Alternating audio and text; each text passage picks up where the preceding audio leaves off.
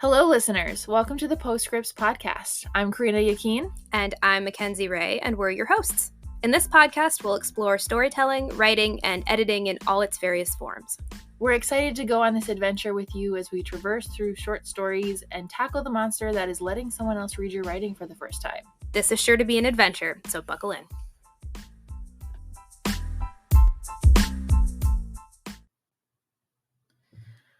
All right. So I think we should just start with introducing ourselves. That's usually a good place to start. Yeah. Yeah. Who knows? We could also just steal each other's alligators and we'll see how that goes. We might have to explain that story. Yeah. That's how we met, is in a preschool daycare, and I stole the toy you were playing with. It wasn't even like a normal preschool. It was the health club. Yeah. Our parents were working out. My mom was doing aqua aerobics. My mom was doing something. Probably running. Let's just be honest. And we were in the it was like the old racquetball court. No, it was next to the racquetball court. This is not important. Okay. Anyways, Mackenzie. Hi. Who are you? I am an author. I'm Mackenzie Ray. I'm Mackenzie Ray. I wasn't lying when I said I was an author. I am technically a published author. I think I've got 21 books out at the moment, but then by the time this is out, it'll be up to 22, I believe. Yeah. Because I got a new one coming out that sort of started this whole thing. Yes. I went to the University of Minnesota. I got a degree in scientific and technical communication, which sounds fancy. It's just a big umbrella term for not fun writing. It's true. It's so true, though. Yeah, so I always dreamed about writing books, things like that. And so when I went to college, my dad decided that I could study writing, but it had to be practical. And I just kind of went with it. And look at you now. I know, right? Not scientific. Not writing. Scientific. Starving artist over here. Yeah. Truly, just like picking up all kinds of odd jobs. Yeah. But you're writing, and that's what's important. Yeah. Is that you are continuing to follow your dream. You're continuing to write. You do have published books out, and they're fantastic. I technically do have published books out. Yes. Has anyone read them? A couple people. 5. Maybe. 3 of those are relatives. Probably, in all honesty.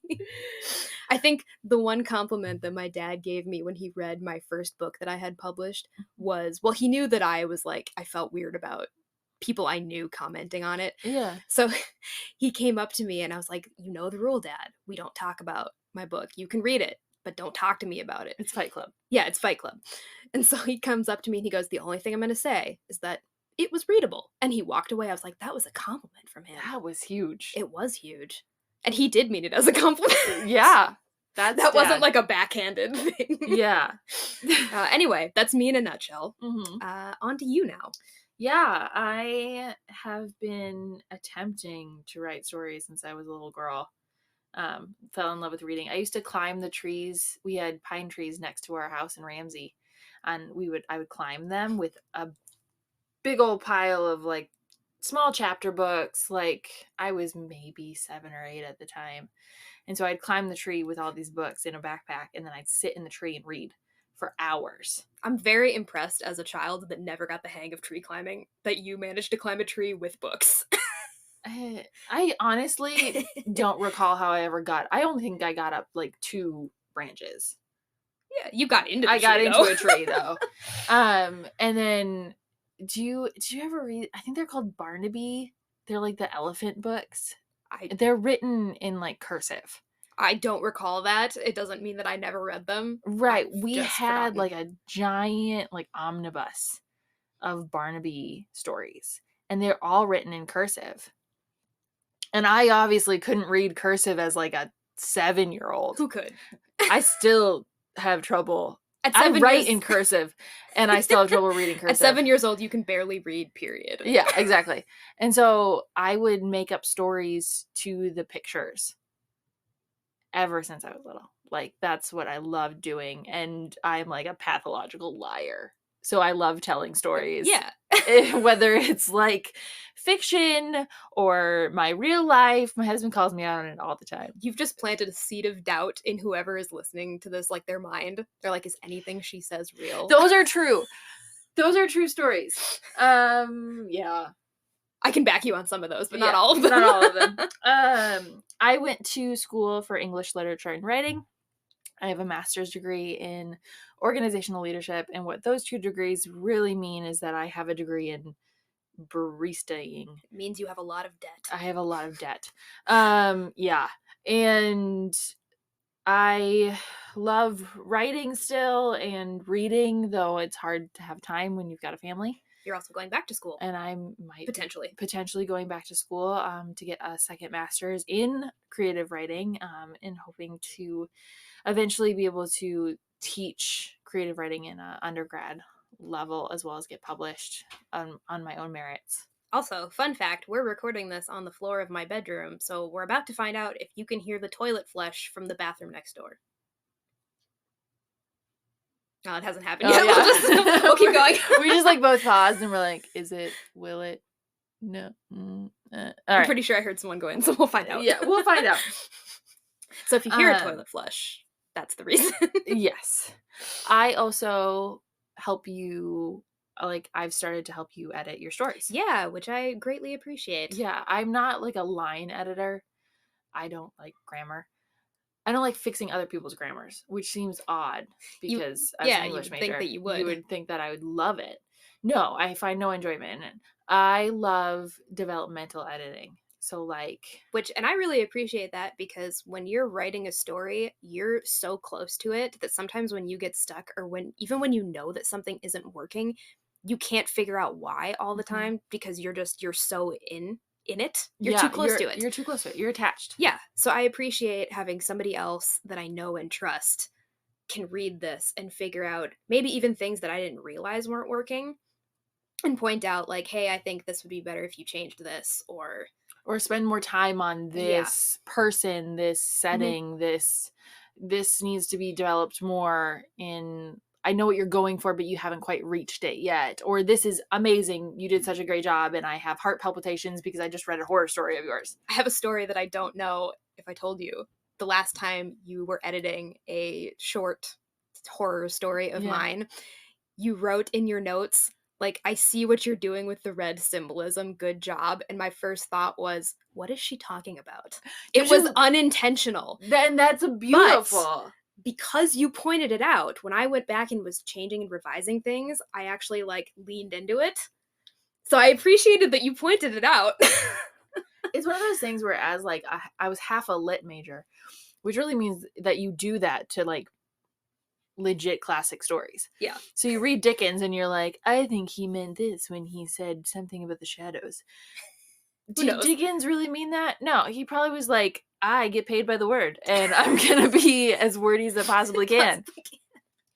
So it's one of those things where like we're taught to read so in depth into a story. I love that though. I think it's so cool that different readers can like see different things in your stories depending on like where they come from, the context. I think that's awesome. What's happening in their lives, what they've been through. Yeah, that's like a dream of mine. If anything I ever wrote got like semi-famous, to ask people who read it, like, what did you think? I know what I think. I don't care what I think. No one cares what I think. No one cares what I think. Authorial intent has no place in your writing or your gosh. Yeah, I mean, we've been friends on and off, and then it solidified in 3rd and 4th grade. For just a second, I was thinking you were going to say we had like a falling out or something. I'm like, no, I didn't know about that. We have never. I think there's one time that we actually, like, we didn't even fight. You were just tired and crabby, and we had been around each other too long, and family was in town. Yeah. And you...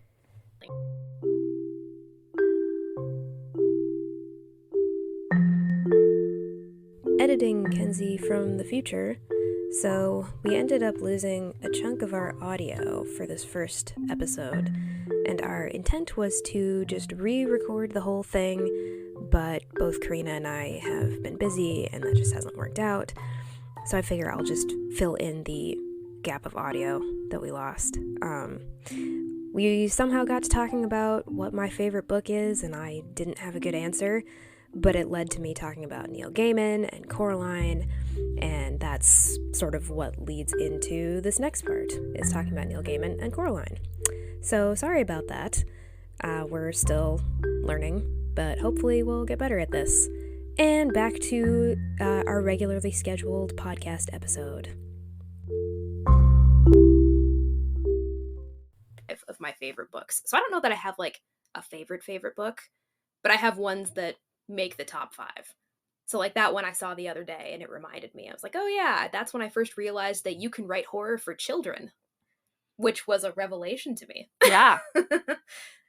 And these days I'm kind of like, maybe I should try that. It's crazy. Like what you can, I feel like when you write for kids and write for young adults, you can explore things that adults are afraid to explore. I can see that. And like, you're afraid to do the whimsical, to do the, like, TJ Klune is a great adult author who isn't afraid to do whimsy, who isn't afraid to explore like crazy themes, like in The House in the Cerulean Sea, he has one of his characters is the child of the Antichrist. That's amazing. I haven't read this book. I feel like I should, though. It is so funny, so heartwarming. It's beautiful. It's about like this orphanage of these like magical misfits. And this, I don't know. That's part of what I love about like magical realism too. Is it gives you so much room to be creative and weird. Right. But if you read like literary fiction, I feel like it can become, you have to be careful you don't become stale. Yeah. Or cliche. Whereas if you're writing for, even if you are writing like literary young adult, which doesn't necessarily exist because no one wants to say that young adult is literary. Right. Because it's for young adults. It's a whole other topic. I have feelings about this. You can go places that you wouldn't go if you were writing about this woman who's sick of her job at the bank and I don't know. I completely agree. I've actually found myself gravitating more towards that like independent reader age group. Yeah. Going back to those books, like A, ones that I've read before when I was younger, but B, some that I've never heard of that I just think look interesting. Oh, that was, I don't know if that's beautiful. Independent reader or if that's YA. I think that's YA. Do you know how old I was when I read that book? I was in 4th grade. That's crazy. My mother did not pre-read that book before I read it. I read that in high school. If I find my copy, I'll show you. I wrote my name on the inside cover myself, and you can tell how old I was. Oh gosh. I was in 4th grade. Okay, anyway. It's a beautiful book. It is, yes. So I definitely have found myself gravitating more towards those recently, just because it does feel like a lot of them are more creative and fun. And you can explore, like, these are books that, like, I haven't read it, but they both die at the end or something. I think that's what it's called. That sounds familiar. I haven't. It's a YA novel that obviously deals with death and grief and just I don't know what it's. I haven't read it, so I can't really say. But we'll talk about it anyway. You obviously know that it's going to deal with death and grief, right? And it tells you and coming to terms with those things. And I love literature. Obviously, I was a lit major. It's fine. No, there was no judgment. There was no judgment. But there's some things that are just like, this is so boring and stale. And there's only so much Prufrock in the world, right? Mm-hmm. Like that poem by, crap. I can't help you. Poetry is not my thing. Right, but it's The Love Song of J. Alfred Prufrock, and it's by, oh gosh, he's one of my favorites too. It'll come to you later. It's gonna haunt me. It will haunt you. It haunts me. It's gonna come to you at like 10 o'clock tonight. Yeah. And T.S. Eliot. There you go. Thank you. And that's like full of whimsy and I mean, it's still rooted in reality, and there's no magical realism in this poem, but it's still kind of like Has that crazy, feel and to it's it? got that like almost like looking at not like modern art almost. Like you know that it's supposed to symbolize something, but you don't quite know what it symbolizes. So Whenever- there's not that much literature that does that. Like you've Yeah. got like this is stuck in reality and we will stick to it and we will do the cliches and we will do when genres become too rigid, Yeah. you lose a lot of creativity. Right. And I feel like that's kind of what I was taught, as much as like I had a classics class and that was beautiful and I loved classic literature as like mythology, Mhm. right? Versus I had this European lit class, which was literally just Brit lit between a certain period. And I was like, where are French authors? Where are German authors? This is European lit, but I had a very biased. She was also the head of the department. It's fine. No one was going to argue with her. No one was going to argue with her. But it's like Dickens and George Eliot and just the ones that you the hear ones about that all the you're just time. so Yep. I'm tired. Like I want something that I want to read something that's going to challenge me. Yeah. And it doesn't have to be like YA. Something that gets you thinking. Like it doesn't have to be super highbrow to get you thinking. And even the highbrow stuff doesn't get you thinking anymore. Because it's all we just went off. Wait, yeah, it's okay though. It's all right. I think we get the point though. I want to be challenged. Yeah. Is what I'm saying. I think that's what everybody's looking for. Well, I shouldn't generalize, I guess, but I think that's what most people are looking for when they pick up a book. They want something to make them think. Yeah. Not necessarily about like deep or things. It doesn't feel. have to be, yeah. It doesn't have to be like about deep things. You don't want your brain to be on autopilot while you're reading. That's mainly what I'm getting at. Right. Unless there are moments when you do. Well, yeah. But there are moments where you're like, I want to feel something different than what I'm feeling now. Yeah. So like when you read, it's escapism. And Yeah. if your brain is just on autopilot, are you really escaping? No, you're just going to sleep. But back to the point. The point was, what's my favorite book? What's your favorite book? But you kind of touched on like you have genres of the moment that you kind of gravitate to depending on your mood and what. Yeah, so I would say the stars are saying. I don't know. Well, maybe not. No, the stars don't talk to me. What would they say if they did? I don't want to imagine. Anyway, I think I don't know necessarily about reading because at the moment I'm reading like 5 different books and they're all different genres for the most part. I have feelings about that. I know you have feelings about that. Your daughter's not here, so you could call me that nickname that you made up for me. I won't. If you want to. I won't. But like right now I'm reading like a mystery novel. Mm-hmm. I'm reading a contemporary fantasy book. I'm reading a book of like a collection of short horror stories. Oh, nice. And then they're right behind you. Yeah, I saw the stack. The giant stack. Yeah. I'm reading one of my own books because I feel like I should, because then I can pick out like, okay, this doesn't work and this is what I tend to do sometimes, or I don't like this about my writing. Or you can just see how far you've grown. Yes, there's that too. Sometimes I'm pleasantly surprised when I read my own thing. Right. And it's one of those things like as much as I dislike like the anticipation of like I'm going to read this thing that I wrote 5 years ago in college, which was actually further. Oh, I'm not going to date myself. You already did. You said you were 30. 9 years ago. What I wrote 9 years ago in college, that anticipation of it's going to be awful, it's going to be awful, it's going to be awful. And then you read it and you're like, oh, this isn't that bad, but I can see where I could change this and it would be better. Yeah, I love that feeling. Yeah. Okay, so what's your approach to creativity? Have a grape in my mouth. That's an interesting approach. Yeah, it is an interesting approach. Anyway, now that I have swallowed that grape. The times when it feels hard to write, I feel like every writer says this and it sounds really cliche, but like just write a little bit. Yeah. Maybe not every day. I try to give myself at least like one break over the weekend where I'm not writing for a day. Grace period. Yeah, a grace period. But other than that, I try to write at least a little bit every day. I have a spreadsheet for like the word count goal that I want to hit per day. And usually, like, the minimum goal is 500 words, Mm-hmm. which sounds like a lot. It's not really. It's like maybe a page. Yeah. Um, Double spaced. right. So usually there haven't been many times where I haven't at least hit that goal in a day, but like Mhm. the really bad days where I just feel stuck, Yeah. I might just barely hit 500 words. Yeah. And then you just have to not beat yourself up too much. Right.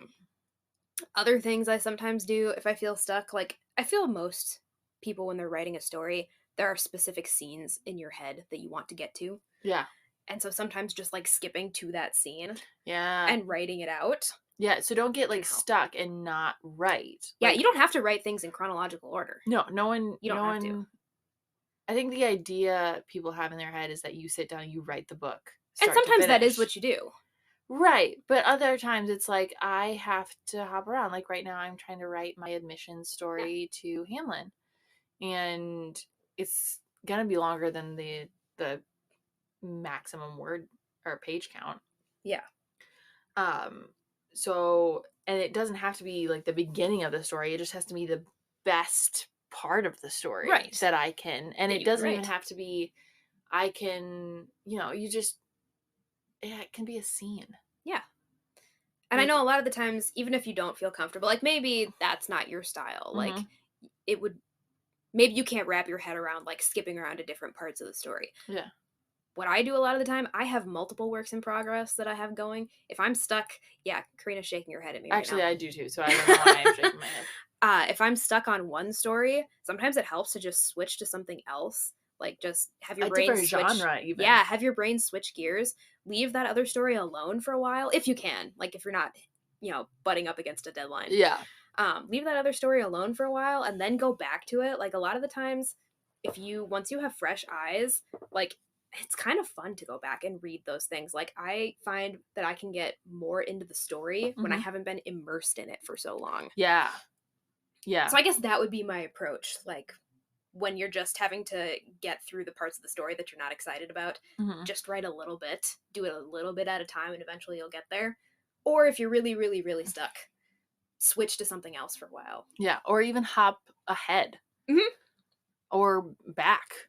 Like, Yeah, go back and edit and revise things yeah. from the beginning that you haven't. Don't let yourself been looking at. stagnate. Mhm. Like, But keep also don't fresh. burn out. Yeah. Don't let yourself stagnate, but don't burn out. There's a Right. fine line. Right. Also, ask for help. Mhm. Like, if you're stuck and you have someone that you trust and you're like, can you read this? Yeah. Like, tell me what, or like, we do this a lot. Mhm.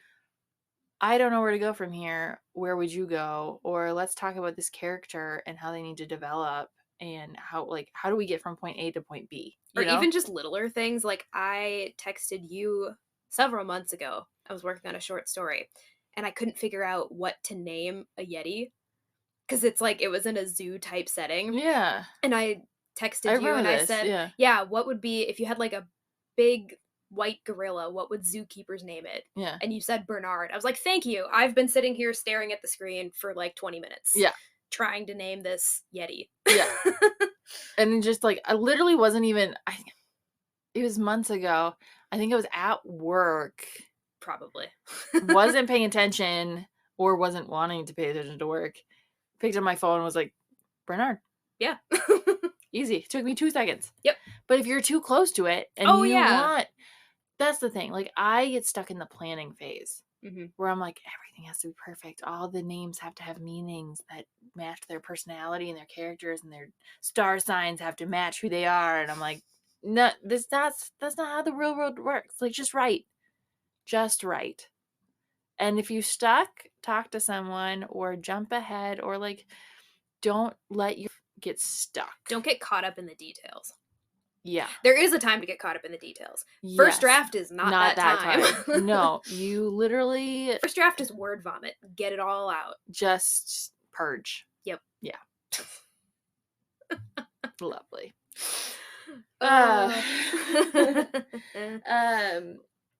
So did we want to cover anything else I don't in this intro know. episode? We've kind of gone through our whole outline here that we had.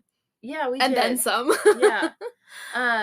So in the following episodes, we might review a book that we're both reading. That'll probably be later later. down the line.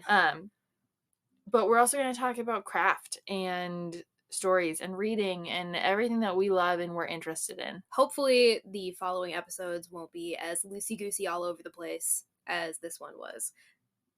Well, okay, it might be, it'll be a loosey-goosey still, but I mean, hopefully we'll be a little more focused. Right, this is who we are. Yeah. Welcome to our rambles. We are often described as sharing a brain. Yeah. So it'll be interesting. We don't always have use of the brain at the same time. No. Sometimes one person has it, sometimes the other person has it. Sometimes some person has the left side and the other person has the right side. And know. sometimes we both have the right side and then no one knows what the left is doing. Let's do it. Yep. Yeah. So thanks for listening. We'll see you next Monday. Yeah.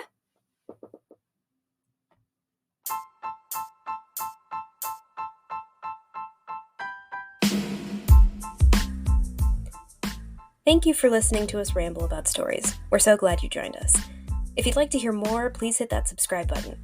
You can also find us on Facebook, Instagram, TikTok, and YouTube at The Postscripts Pod. We release shows weekly on Wednesdays. If you'd like to submit a question or an idea for an episode, please email us at thepostscriptspodcast@gmail.com. P.S. listeners, we're always interested in adding new voices to the show. So if you want us to promote your book or have us review it, please shoot us an email. Thank you so much for listening, and we'll see you next week.